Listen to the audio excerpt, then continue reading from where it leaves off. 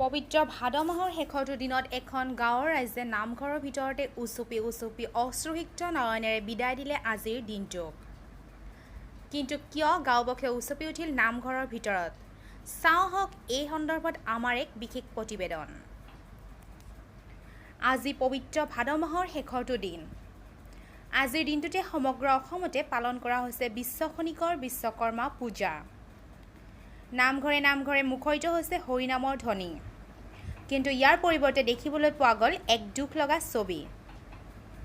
এই দৃশ্য মৰিগাঁও জিলাৰ লাহৰীঘাট ৰাজচক্ৰৰ অন্তৰ্গত তিনিচুকীয়া গাঁৱৰ। গাঁওবাসীৰ মাজত নাই বিশ্বকৰ্মা পূজাৰ কোনো ধৰণৰ আনন্দ উল্লাস। কাৰণ গাঁওখনত এতিয়া ব্ৰহ্মপুত্ৰৰ প্ৰলয়ংকাৰী বান। মাজোৰা গাঁওবাসীৰ লোকে অতি উলহ মালহেৰে নামঘৰত গাই আহিছিল নাম কীৰ্তন। কিন্তু আজিৰ দিনটো যেন কপালত নাছিল তেওঁলোকৰ বাবে।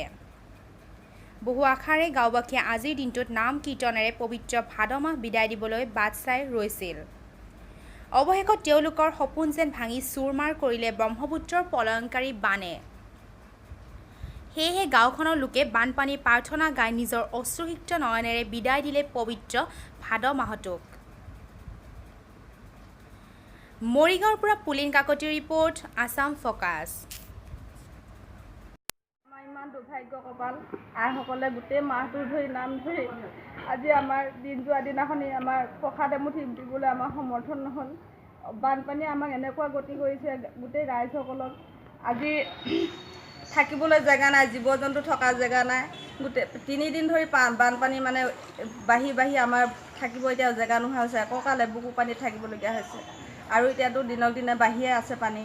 এতিয়া আমাৰ যদি গৰাটো যদি চৰকাৰে যদি আমাক অনুগ্ৰহ কৰিছোঁ বান্ধি দিয়া হয়, যদি আমাৰ ৰাইজখিনি কমেও থাকিব পাৰিলে হয় ইয়াত। অহা বছৰ ধৰ ইয়াত নাম ধৰিব পাৰেনে নোৱাৰে কোনো মানে আশা নাই। এতিয়া আমাৰ ৰাইজখিনি এনেকুৱা দুৰ্গতি হৈছে, ইমান দুখীয়া মানুহ। আমাৰ যে বেলেগত গৈ পেলাই যে মাটি অকণমান ল'বগৈ ৰাইজখিনিয়ে মানে সেইটো সমৰ্থন নাইকিয়া। এনেকুৱা হৈছে আমাৰ ৰান্ধিবলৈ খাবলৈ জেগা নোহোৱা হৈছে। আজি প্ৰসাদ এমুঠি দিবলৈ জেগা নাইকিয়া হৈ গ'ল। আমাৰ আইসকলৰ ইমান দুখ। আজি এই নামঘৰত থিয় হৈ ঘোষা এটি গাই থ'বলগীয়া হৈছে সামৰণি মাৰি। আমাৰ কিমান দুখ আইসকলৰ। ইয়াতকৈ দুখৰ বিষয় আছে জানো আমাৰ? দিন আজি আমি সদায় গোটেই মাহটোৱে আমি নাম ধৰি গোটেই ফূৰ্তি কৰিলোঁ। ফূৰ্তি কৰি মানে আমি ভাবিছিলোঁ আজি বহুত সুখৰে মানে আমি দিনটো কটাম বা দিনটো আমি বহুত আনন্দৰে আমি যিখিনি আগবঢ়াব পাৰোঁ সেইখিনিকে আমি আনন্দমতে খাম বুলি ভাবিছিলোঁ। কিন্তু আমাৰ আশা পূৰ্ণ নহ'ল। এতিয়া বৰ্তমান আজি 3 দিন হ'ল আমাৰ পানী হোৱা, কিন্তু দিনক দিনে বাঢ়ি গৈ আছে। আমাৰ ঘৰ এতিয়াও ডুবি আছে। যোৱা কিমান তাৰিখে পানী হৈছিলে পাহৰিছোঁ আৰু 11 আৰু 16লৈকে থাকিলগৈ, প্ৰায় তেনেকৈ মানে এমাহেই হ'ল। কিন্তু আজিও পানী শুকোৱা নাই। তেনে পানী শুকাওঁতে অকণ মনটো ভাল লাগিছিল। এতিয়া আকৌ হৈ গ'ল যেনি তেনি বস্তু মানে উঠাবলগীয়া মানে সমস্ত নোহোৱা হৈ গৈছে। জেগা নোহোৱা হৈ গৈছে, ঠাই নোহোৱা হৈ গৈছে, মানুহ থাকিবলৈ জেগা নোহোৱা হৈ গৈছে।